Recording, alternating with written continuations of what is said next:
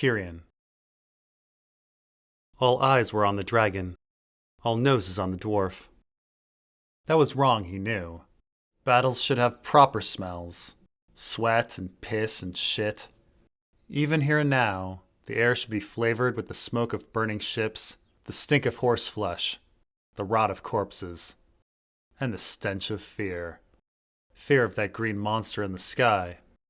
Yet on this ride through the Yunkish camps, the second sons may have well been trotting through a field of roses. The perfume was strong and heady, covering all that might have reeked foul. Tyrion Lannister would have pinched his nose shut, but he was short 2 good nostrils for that. "I can scarce breathe, dwarf," Bakoko grumbled from up on his filly. "You're going to give us away. Take that bloody thing off." "Do you prefer me bound and naked?" Despite the ropes around his wrists, Tyrion forced a grin. "Is this how you treat your boys?" "You? I'd sooner bugger a dead mule." The axeman's visor was closed, but Tyrion knew he'd made a disgusted face. "Besides, you're not naked. You still got that cloak." "This threadbare thing. How perilous to be one of your playthings. Do they all die unclad in the field?" "What are you saying? I've never lost a lover in battle." "What about Rudder?" asked Kem. "And Dornish John?" "You know nothing. Rudder and John are running with the Ragged Standard." "Not what I heard," said Snatch. "They say dead men sing no songs. No doubt dead arses sing even fewer. Believe whatever tale suits you, but what suits me is armor. While a stray cock would be a nuisance, a stray arrow would prove a far more lethal buggering. Why do you think I chose a breastplate that goes to my knees?" The noble's breastplate did not actually descend that low, but it was still enough to chafe him. The metal knocked on his upper legs with every step. Come the morrow, if he survived, he'd have a great blackened mark upon each thigh. Like a bruised apple, aye. But better to be a bruised apple than a wormy one. It was a step up from the rusted chainmail he'd abandoned anyway. This armor might even stop a sword. And it was beautiful to boot. A scene of passion between men and women and harpies, inlaid in jet and jade and mother of pearl. It would have been a crime to leave it behind. Only after Tyrion had donned it had he learned its true owner's identity. A Yunkish noble, the sellswords mocked as the perfumed hero. And it was ripe with the man. Mormonts slew him, but his ghost lingers in the air, a haunting from beyond the grave. Or the latrine, rather. "I can't smell anything," Brown Ben said sternly. The captain of the Second Sons rode 3 lengths ahead of them, his helmed face turned towards the dragon. With his silk cloak billowing from his shoulders, he seemed almost lordly. Or at least knightly. "Not that it matters one bit. As it happens, the Beastmaster lost a nephew at Daznak's. He'll be hard on the scent of vengeance, not perfume." So that's the trestle this shaky table rests on. Vengeance. Blood for blood. Truth be told, Tyrion thought this whole scheme a very bad one, and he cursed his wits for failing to hatch something better. The Second Sons needed the Dragon Queen's hostages as proof of their loyalty, or so he had convinced the sellswords. But how would they actually go about such a rescue? Kem suggested they ride hard and fast, and take the Yunkish camp while they lunched. But that was a meal Brown Ben couldn't stomach. It might cost them half the company, and leave them with dead hostages besides. Alan favored stealth. A group could scale the walls, find the men, and sneak out without the slavers even knowing. But without the cover of darkness, their action would be madness. A madness for all to see. In the end, they opted for a gentler plan. Casporio's plan, the one he had put forward as a mere jest. They would saunter up and simply ask for the hostages. May the gods have mercy on fools. And so the company rode through the Yunkish camps with willful leisure, as battle raged both east and west. Sir Garibald trotted out in front, bearing the company's broken sword standard, grey on white. Next was Brown Ben Plum, with a hastily sewn dragon banner stashed in his saddlebag for when the time was right. He was flanked by Casporio and Inkpots, then his sergeants, with the rest of the 500 Second Sons in tow. All were mounted, save for Tyrion, Penny, and Mormont, their wrists tied loosely with hempen rope. They were escaped slaves after all, and would need to play their part. The dwarf's leash was tethered to the front of Bakoko's saddle, pennies to Alan's, Sir Jorah's to snatches, prisoners to be lumped in amongst the queen's hostages, or so run their story, and all condemned to execution, if they weren't slain first. This was a battlefield, and their roles did not grant them helms, but Plum had at least allowed them armor beneath their mummers' cloaks. Snatch coughed. Should have bathed yourself in horse piss, pig shit, cow's blood, something. Aye, Alan had stuffed a handkerchief inside his visor. Mayhaps the Beastmaster will keel over when he gets a whiff. We'll keep far back when we speak to him, Kem said blithely. How far can a man smell anyway? When you fart, I can smell it clear across camp, Snatch retorted. A quip came to Tyrion. That's not a fart you smell, but rather as sharp and sudden as a headsman's axe. The sound of a horn fell upon them. Aree! Bold and woeful was its blast, a wail that made Tyrion's teeth rattle in his mouth. The noise seemed to lay upon all and sundry like one great funeral shroud. Aree! The men cast searching looks off toward the bay. Where was its source? The ships? The armies on the shore?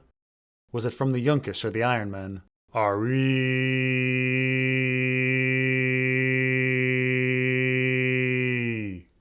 The sound was despair, a scream so noxious that it seemed to fill the air with fumes, stinging the eyes. Tyrion Lannister closed his, and waited for the blower to exhaust his breath. Yet the note sustained itself on and on. It was a horn of pain, of regret, of sorrow. The wail of his mother as she lay dying in a bed of blood. The voice of his father chiding him, "You are no son of mine." The whimper of his wife, as the 5th guard took her by the neck and entered her. Just when Tyrion felt as if he were trapped in a nightmare forever, the sound finally ceased. For the briefest moment, there was quiet. An eerie quiet, before the clamor of battle returned to the air, the clang of steel, the crash of hulls, the call of a dragon. Then a chunk-thump. What madness was that? Alan asked, giving voice to what all were thinking. Harpy's daughter, Brown Ben Plum said, playing their game from before. I know what you meant. There was anger in Plum's voice, to cover his dismay. Pay it no mind. You think they'll bring down the walls of Marine with some horn? No. We keep moving. Keep moving. His Uncle Garyon had said that to him once. Keep moving, imp. So they kept moving, from one towering sister toward another. It was the Harridan they neared, a trebuchet as familiar as calamity. Yezin's compound had been close by, and Tyrion had no desire to return to its shadow. The plan was not to go that far, only to the Beastmaster's camp. But things always go awry, don't they? Before this day was through, he could very well be launched through the air himself. He tried to take his mind off his dim prospects by reading. He had no book to hand, but Tyrion saw each camp they passed as a page, written wood, dirt, and canvas. A camp's size, defenses, and manner of arrangement all bespoke its owner's aptitude, his tastes, his ability to lead. The most impressive by far was that of Gazdor Zoalak, neat circles of golden tents, ringed by sharpened stakes of blackened olive wood and a deep ditch. The camp was prodigious, regal, even ostentatious, and he imagined Lord Wobblecheeks was much the same. The banner of House Alak was in proud display atop a massive silken pavilion, though it would seem the man himself had gone, leading his soldiers to face the Ironborn. His remaining guards and servants could still be seen, however, going about their business as though a battle weren't raging all around them. It was a well-fed lot, to be sure, well-armed too, impossibly attentive. His loyal subjects, Tyrion mused, as true-hearted as Westermen. The next encampment lay in stark contrast to the former. Its canvas tents were faded, chaotically pitched, with more than a few listing perilously to one side. Half the chattel within appeared sickly, the other half starved, and nearly all stood idle, staring at the dragon over the water with faces that were not so much fearful as crestfallen, even despondent. In their carelessness, the camp had no ditches and no stakes, and even with a clear view, Tyrion could not find a single flag flapping overhead. If Lannister men had pitched such a camp, his father would have had them gelded, though he supposed a rooster could not be made a capon twice. Still, banner or no, it was abundantly clear whose camp this was. The charioteers. There the thing stood, on an earthen ramp at the encampment's center, the wise master's only point of pride. The great bronze chariot was in the style of the old empire, with an exquisitely wrought carriage. Tyrion could only squint as the sun gleamed off its rows of embossed harpies and sphinxes. Its spoked wheels were ebony and iron, and protruding from each was a twisted scythe, 5 feet long and razor sharp. As radiant as the chariot was, it was no more than a relic from a bygone age, of little and less use in today's battles. Oh, the kings and octarchs of old Gis might have ridden into war atop such a thing, its spinning blades lopping off heads and arms as it went.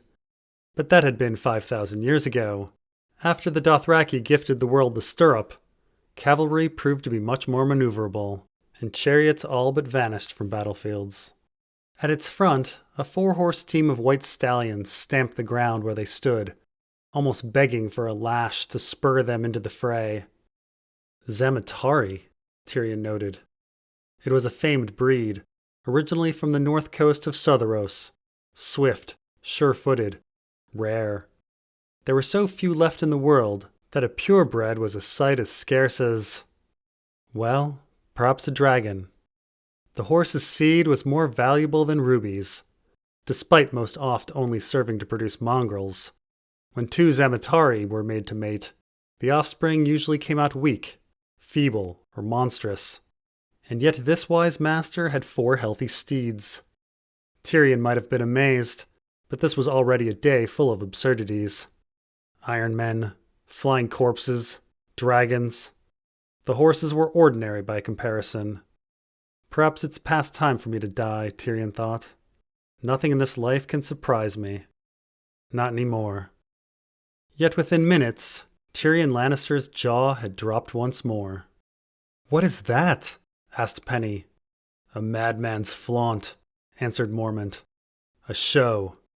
And what a vivid show it was.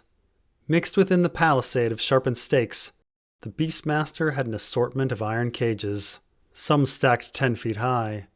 Near the entrance of the camp, they had been turned out to display just a taste of his curiosities. Birds. Hundreds of birds, vibrant to a one. A sunrise. They were arranged by color for all to see, each bird a brushstroke in a great living painting of feathers. There were parrots from the summer islands that were blood red, ducks as orange as spring carrots, warblers to form the yellow sun. It was clear to Tyrion why, of all the wise masters and their allies, the Beastmaster had been chosen to house the Queen's 3 hostages. Where better than a menagerie? If its cages could hold the world's most violent beasts, there was no doubt they could hold a man, and the keepers would be well versed in preventing escape. And was there a worse humiliation than to keep the men amongst the squalor of beasts? A sentry atop a tower sighted them and gave a signal, and a dozen guards raced to fill the entrance of the camp. Soon the sentry was joined up there by a sergeant, a homely man with sad eyes, his thin hair lacquered into short horns. "What business have you here, sellsword?" Brown Ben Plum opened his visor. "We'd have words with Ishak Zo Malgaz. Some call him the Beastmaster, I hear." "I am the master of beasts." The Yunkish lord's jaw clenched. "I train them, I feed them, I tend their ails and sorrows. When the menagerie is wanting for new wonders, I travel far and wide and dicker for such creatures." The bitterness dripping from the man's words made Tyrion smile. "A second son. He should join us." "The man you seek is my elder brother." "Very well, your brother if he's here. Tell him that Supreme Commander Morgar sent us." Brown Ben told him. Morgar? Morgar Zojerzin doesn't command today. Plum shrugged. That's what I told him. The man ordered me anyway, he did. Should I have refused him? The Yunkishman rubbed his brow with annoyance. The masters on the council play their secret songs. The rest of us can only dance in silence. Very well. What message do you have for my brother? We're to take the hostages for execution, Brown Ben said. These 3 are escaped slaves we caught. Property of the late the noble Yezin Zokagaz. Morgar bids us tie our 3 up with your 3, then have the Harridan deliver them to Marine. Tyrion went to his knees, thrusting up pleading hands. Penny, mummer that she was, managed to tremble. Mormont simply stood there. Still the damned bear won't dance. Launch them from a trebuchet. The slaver turned to the Harridan. The sisters stood idle for the nonce. That would be sweet. Praz, fetch my brother. While they waited, Tyrion peered between the guards' legs to catch a glimpse of the exotic creatures within the camp. Staring back glumly from one cage was a queer bear with mismatched fur, half black as jet, half white as snow. Over on the left side of camp were herons with bright pink feathers, and beside them, a shaggy camel with 2 humps instead of 1. A guard moved, and now over on the far side of camp he could see... It can't be. Yet there it was, snarling in its cage, salt and pepper fur ragged and wild. It was not his first time seeing one. The Stark children had a whole damned litter, and he had spent a moon's turn with the boy Jon Snow. His had never been far off. Tyrion had thought them large at the time, but now he could see they'd been mere pups. The bastards had nearly killed him once, the others too when he'd returned to Winterfell. They hate me. All of them. The direwolf's ears pricked up. Tyrion Lannister decided he hated them too. Every last one of them. It was thanks to a bloody direwolf that he was here at all. Send a dog to kill a wolf, Joff had said, 1,000 years ago in a courtyard at Winterfell. That had started this whole mess, hadn't it? Along with a certain dagger of Valyrian steel. His abduction by Lady Catelyn followed. Then his father's shame. Then a war. After a skin of strong wine, a crown had been placed on Joffrey's head, while Ned Stark lost his own. And when his new wife had her vengeance, she'd left him with a dowry of regicide and exile. If only Sandor had killed him, like the little shit wanted. The old wolf howled. It was a grating call, old and sickly. The mangy thing was no doubt in pain. If it were a horse or an ox, it would have been put down long ago. Send a dog to kill a wolf, he murmured, this time aloud. As soon as he said it, though, he knew it was wrong. No. The prince had said, send a dog to kill a dog. It was the Stark boy's pet that had disturbed Joffrey, he suddenly recalled. The way it howled all day and night. Hadn't he even praised Bran for his silent misery? But if not Joffrey, who? The answer came easy. It would be a mercy. He had said it so casually over breakfast, but that too was a lie. Mercy had nothing to do with it. His brother wanted the boy dead because of what he'd seen. That's why he had thrown him from the tower in the first place, wasn't it? Of course the cat's paw was his. Why had Tyrion ever thought him innocent? Because he might be too proud to let another man do his killing? No. Jaime Lannister wasn't proud. He was craven. He was the most craven man Tyrion had ever known. After all, when it mattered, when it had mattered most of all, he couldn't even tell their father no. Brown Ben's voice cut through Tyrion's thoughts. What of the battle, my lord? The Yunkishman looked out over the bay, where the dragons circled. The Sunset Corsairs are still landing more men. Their savage bloodlust has no end. But it's not all hard news. The sortie from the western gate has been routed. The cats broke them near the Harpy's Daughter. They're retreating back to the gate now. Or, half of them are at least. The rest are headed to the bay, toward that bloody horn, I think. Perhaps they mean to escape by sea. Barristan the Bold has failed? Could it be true? Far away across the narrow sea, men still recited all the tourneys he had won. Little boys cried his name as they clacked their wooden swords together.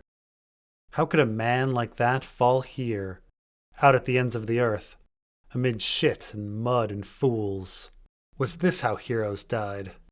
And what of the plan? Whom will the second sons yield to now, if not the White Knight? The ropes around Tyrion's wrists suddenly felt tighter. Will that purple cloak turn? He looked over to Plum, but his face revealed nothing. What of the windblown? The old sellsword asked, his voice calm, so very calm. We'd heard they'd gone over. Just so. They shall share a carnal pit with the corsairs and the Silver Queen. The Inkish man's face hardened. The blood of the noble Gorjak Zo-Eraz reddens their blades.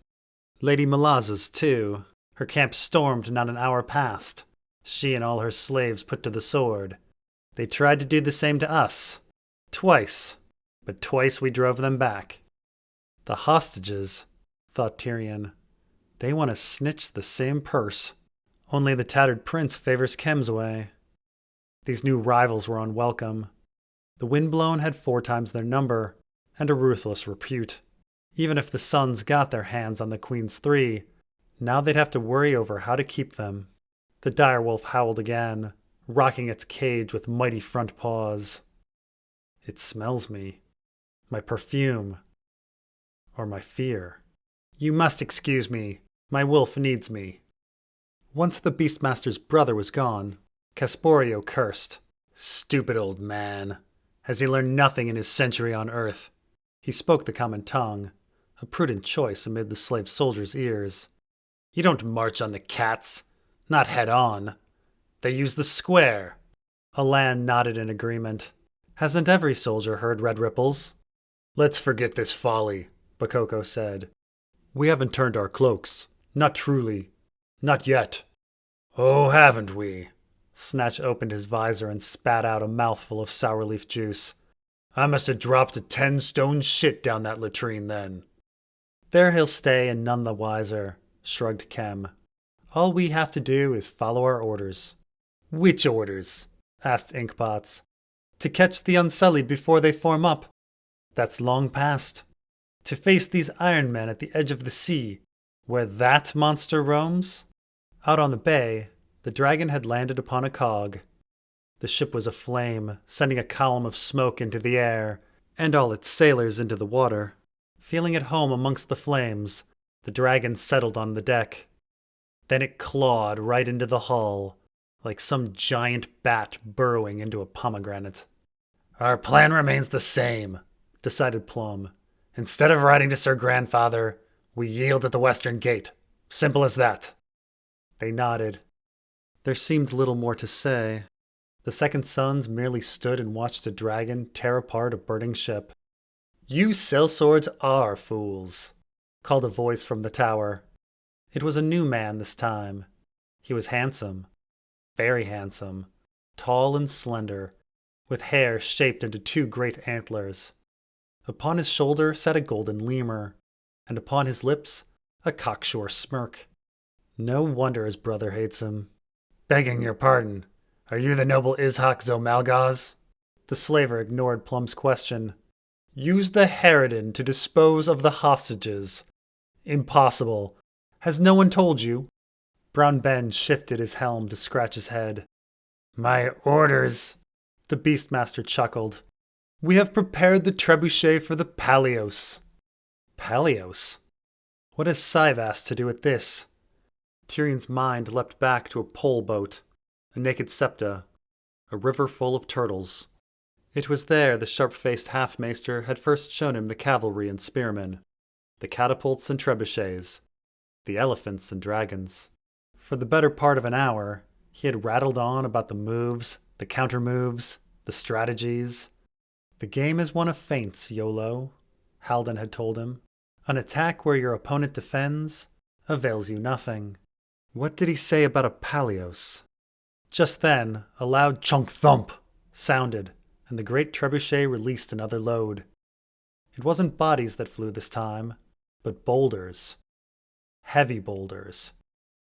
Hadn't he seen something like this before? He had. The Blackwater. His nephew had been giddy to return Stannis' conspirators to him by air. Conspirators according to Varys.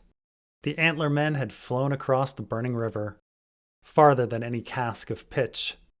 One had even burst in front of him, blood splattering into the slit of his helm. He could almost feel the flames of the river now, the scent of that blood in his nostrils. The clutches were flying yet again, here and now, larger, heavier, and shorter to fall. The bodies had landed just within the city, which meant the boulders would land without. Tyrion could not see them drop, but he felt the ground shudder at the impact, heard the crash and the screams even over the din of battle, and he knew just where they had landed.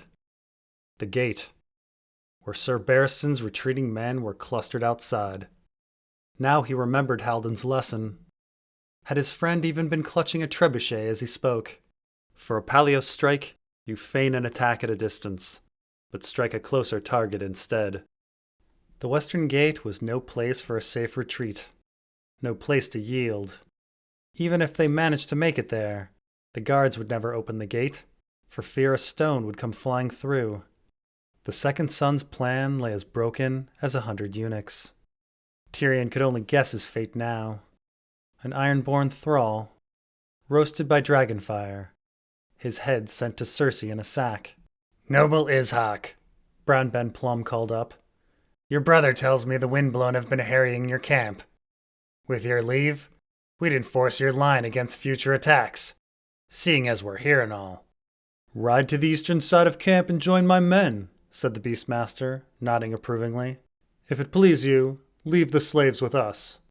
Tyrion had half a mind to untie his wrists, remove his cloak, and show the slaver's armor as proof of the sellsword's scheme. He could tell the Beastmaster about the contracts, the disregard for orders, the dragon banner and Brown Ben's saddlebag. But for what? So 500 brothers could die with him? Plum was doing what would protect his men and let them see another day. There's honor in his treachery. For once, Tyrion stayed quiet, kept his eyes down, and followed the large overseer pulling his rope. The Beastmaster's prison tent was hot and foul and dark, and only more so the further in they ventured. This little demon has returned home. There were 7 hells, if the Septons were to be believed, each more torturous than the last. The final one was reserved for the vilest of sinners, the murderers, the rapists, the profane. He was all 3, and a kinslayer to boot. Perhaps I belong here, baking amongst the beasts. By the light of the overseer's torch, Tyrion could make out a few of the animals around him. They passed a black porcupine, a lizard lion tearing at its own tail, a shaggy unicorn. But there was also a beaver, a turkey, a stoat, so common in the Westerlands, yet scarce seen here. Like my luck. What he couldn't see, he could hear. Somewhere among a mess of shadowy cages, bullfrogs croaked, snakes hissed, a monkey laughed, and a dwarf wept. She was lost to him in the darkness, past Mormont and a half-dozen guards, but he could still hear Penny's sobs between the animals' calls. He was not surprised. He was on the verge of crying himself. They had escaped captivity for a breath or two, only to fall back into it before they drew their next.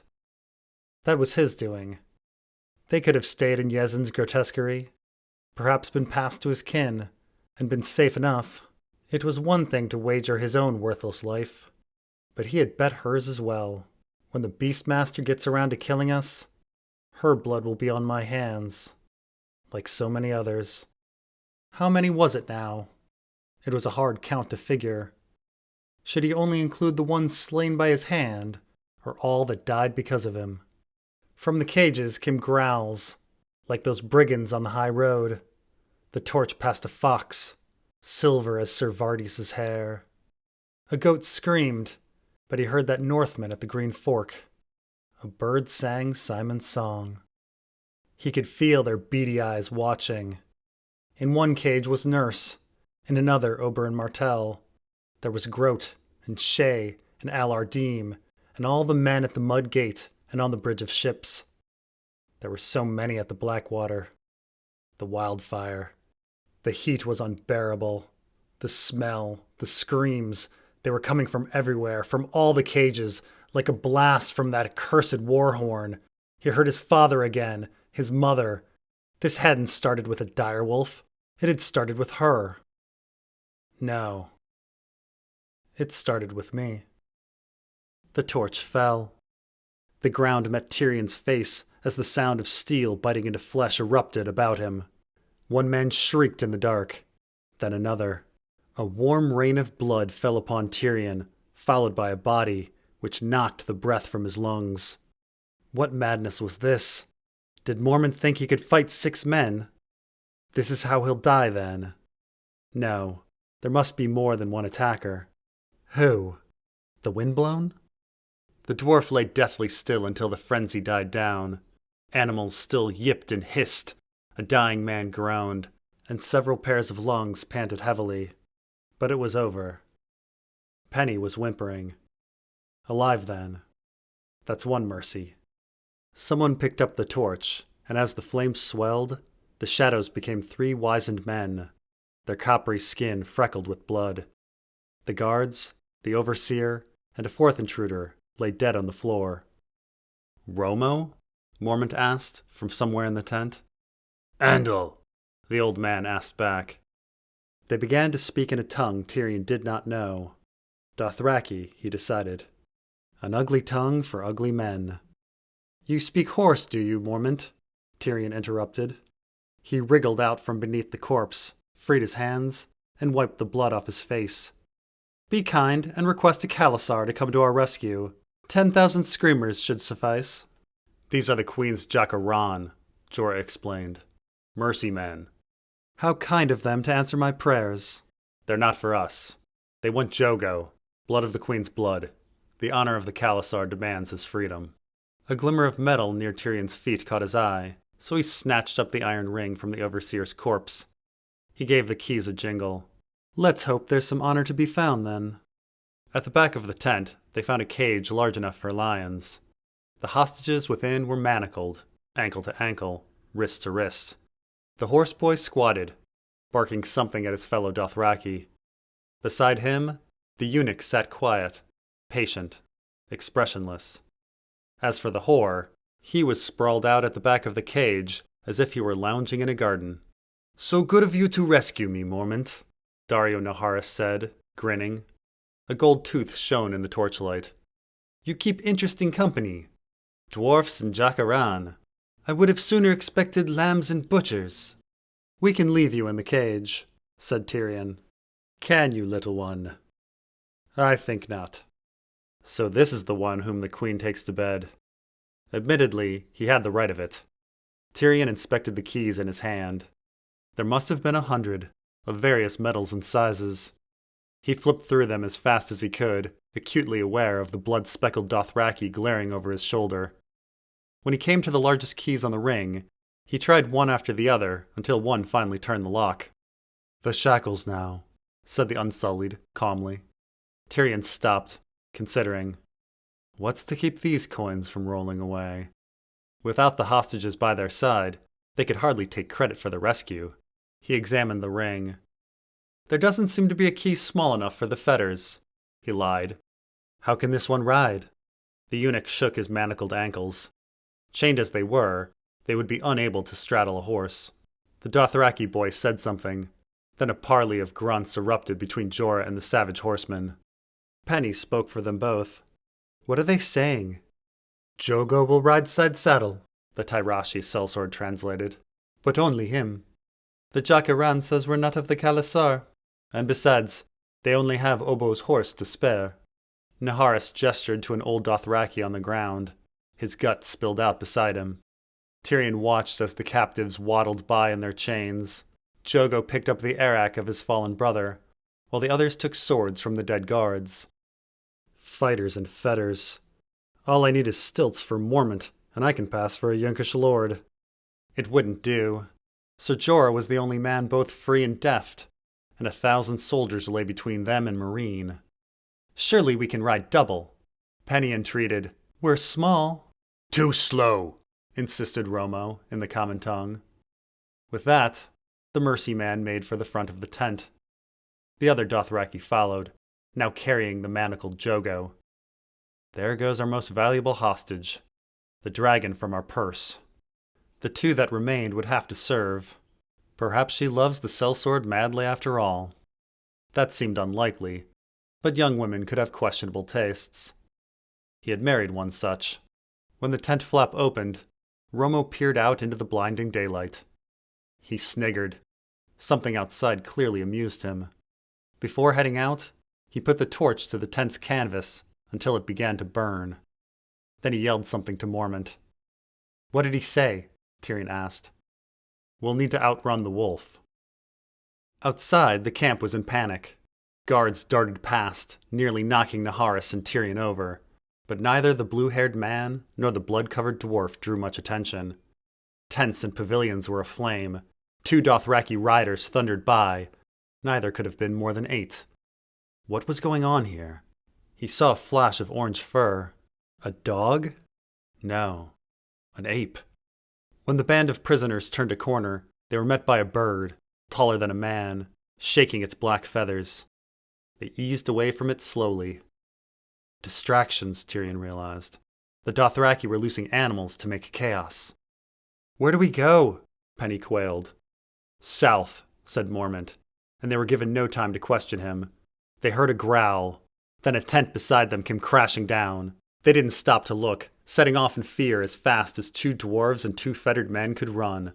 Mormont led, cutting down anyone unlucky enough to block his path. The guards posted at the Beastmaster's gate had already fled, so out they went unchallenged, then across a muddy field and past the undefended lines of the next camp over. "There!" Ser Jorah yelled, pointing. The great chariot was right where they had left it. The slaves attending the prized antique either cowered or froze when the 5 of them bowled through to climb aboard the carriage. Mormont snapped the reins, and the Zamatari exploded into a gallop. Gods be good! Tyrion flew backward, but he managed to catch the upper lip of the carriage as Penny grabbed a hold of his waist. Naharis and Hero stood to Ser Jorah's right and left, swords in their manacled hands. The chariot raced through the camp, swerving between tents, the wheel's blades slashing through canvas as they went. Slaves jumped out of the way, screeching, the ones who were fast enough. Mormont struck east. Most of the charioteer's soldiers were gathered there at the line, but when they saw the war machine careening towards them, they scattered in alarm. One lonely soldier stood his ground, his spear pointed upward. Then a horse screamed, and the chariot shuddered as the man was trampled under hoof. They slowed. One of the horses had gone limp, a spear dangling from its belly. Bound to the chariot, it was dragged between the others, its lifeless legs dancing in the mud. Damn it, we can't make haste dragging that. Could they cut it loose somehow? He leaned over to examine the web of leather that kept the horse strapped in place. Then he saw something fly by from the corner of his eye. Is that? Clang! Jet and jade filled the air, and Tyrion found himself on his back. He gasped for air. His head throbbed, his chest ached, but his groans were drowned out by Naharis. "Slingers!" the sellsword shouted. "Duck!" They all dropped low. The sound of hail echoed off the side of the carriage, dents appearing in bronze all around. Hero plonked down beside the dwarf, his face to the chariot's floor. Warm blood puddled beneath Tyrion's hair. He sat up sharply and gave his head a shake to clear away the dizziness. Penny was covering her eyes, while Naharis and Mormont exchanged dark looks. Beside him was a mess of blood and brains. With a kick from the Tyrashi's salt-stained boot, the unsullied corpse fell from the chariot into the mud. Tyrion watched the body shrink quickly in the distance. The purse grows ever lighter. I must hold this Naharis as a pander clutches his last copper. But as Tyrion stared out the back of the carriage, he saw something else bounding toward them. No, no, no. How? Does it smell me still? "Make the horses bleed!" Naharis ordered Ser Jorah. The knight's eyes widened. He jumped up, reins in hand, and snapped them up and down with a madman's fury. God speed us on our way. The thing still raced over the battlefield, intent on its prey. It wasn't closing in, but it wasn't falling behind either. That's how wolves hunt, he remembered. They stalk and wait for their prey to flag or stumble. The southern gate, Mormont, Tyrion urged. Where do you think I'm going? Ser Jorah bellowed. This dead weight isn't doing us any good. Tyrion rose with Hero's sword and slashed at a leather strap behind the fallen horse. It did nothing. He cut another, then another, to no avail. The walls of Meereen loomed larger every moment. In their shadow he could already see a few soldiers here and there, broken, fleeing in different directions. They were like 1,000 birds erupting from a tree, as colorful as the Beastmaster's flock. Some were unsullied, bronze caps shining. A few were armored in pink, impossibly tall. Many were naked. One of these was as large as the mountain that rides. Others were there as well, pale riders stalking the frightened. The Carthene camelry. Then he spotted Romo and a score of Dothraki riders. They too were heading toward the southern gate, yet they moved no faster than a canter. Jogo's side saddle is slowing them down, Tyrion realized. The chariot, despite dragging a dead horse, was gradually gaining on them. And they weren't alone. To his left, hundreds of riders moved in formation, blue and white standards flying. The windblown. Led by a large man with a warhammer slung over his back, they angled to intercept the Dothraki, and perhaps the chariot as well. Tyrion cursed Naharis's blue hair. Their hostage could be spotted from a mile away. The windblown were closing in, and a few of the sellswords pulled ahead of the pack. What are they planning? They couldn't attack them with arrows for fear of harming their Tyrashi prize. A man in armor painted with spiderwebs rode nearest to the chariot, careful to stay ahead of the wheel's blades. He had a mace in hand. Does he hope to bludgeon the horse? He didn't get the chance. Lifting both hands over his head, Naharis hurled his sword at him like a spear. The blade struck the horseman's gorget and bounced off, failing to pierce through. Still, the distraction was enough. The stunned sellsword pulled back on his reins, slowing the horse and sending it into the scythes. A spray of blood filled the air. The sellswords kept their distance from the chariot after that. A few of the windblown rode past them, toward the Dothraki ahead, but some horseboys volleyed arrows back. One flew perilously close to the chariot. The pursuers scattered. Then, without warning, the big man gave a signal, and the windblown slowed and veered away. They called off their pursuit. That seemed queer.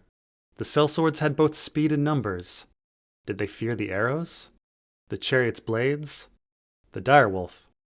When Tyrion saw the toppled ghost of Astapor, his heart fluttered. The southern gate nears. The chariot had caught up to the Dothraki, and soon they were surrounded by the riders, children and old men, all blocking his view. He could see behind them, however, where the wolf was still in pursuit, not 300 yards back. Do its old bones not tire? The Dothraki began falling behind, revealing the walls of Meereen to Tyrion's eyes again. He searched anxiously for the gate. It was there, and it was open, but above it, the White One. Perched on the wall above the gate, it watched with disinterest. The thing seemed calm, sedate, even lazy, but its eyes were like golden flames. It was the closest he'd ever got to one, and he would need to get closer still. Others had the same idea. Despite the beast, soldiers and riders were crowding the gate to get inside. That was when the Dothraki's horses began to squeal. They fear the dragon, was Tyrion's first thought. But when the Khalasar veered away, he saw the truth of it. Elephants! The giant bloody beasts were pounding right toward them, swatting aside man and horse alike in their stampede. The horses reared, the chariot wrenched sideways, and the next thing he knew, he was in the air. Tyrion Lannister flew. I'll be hurt, he had protested all those years ago. They had gone out a window at the rock to practice climbing and tumbling. The height of the next leap was daunting. The impact! His uncle had smiled and mussed his hair. At some point you fall, Tyrion. We all do. That's unavoidable. But what happens next? That's your choice. You can do nothing and let the earth destroy you. Or you can keep moving, imp. Tyrion tucked his legs in, as Uncle Gary had taught him, making himself into a ball as best he could. When the ground came, he unfolded. His toes pointed for the landing. He leaned forward, rolled, and bounced up to his feet and into a run. His legs burned where the breastplate had knocked into his thighs, but he was alive. All he could do was laugh. With a glance back, he could see the elephant's carnage, the bodies of horses and men, some trampled, others reeling from the stampede. He did not see the chariot. The Zamatari no doubt raced off with free rein. Their passengers were there, however, amongst the dirt and the chaos. Dario Naharis was bleeding from his head and struggling to raise himself in his manacles. Mormont was already on his feet, his arm mangled, screaming something that might have been High Valyrian. Penny only lay on the ground. He couldn't tell how hurt she was. He looked to the gate. It was near, not 100 yards from where he'd landed, just beneath the dragon. So close, and the elephants will have scared off the damn wolf. But dread and doubt made him look back over his shoulder. No, there it was. Direwolves hunt mammoths north of the wall. What's an elephant to that? And it was closing fast. He could make it if he ran. Yes, he could. The Mercy Man was wrong. I don't need to outrun the wolf. Just the man behind me. Yet foolish words were ringing in his head. Stupid words. Callow words. The words of a mummer. You're brave, she had said. Little people can be brave. Tyrion seethed. Damn you, you bloody dwarf. He thought of Tysha, and Sansa, and Shay. Will you never learn? He went back. She was dazed, but alive. He lifted her up, put her arm around his shoulder. Let's go, he told her. We keep moving.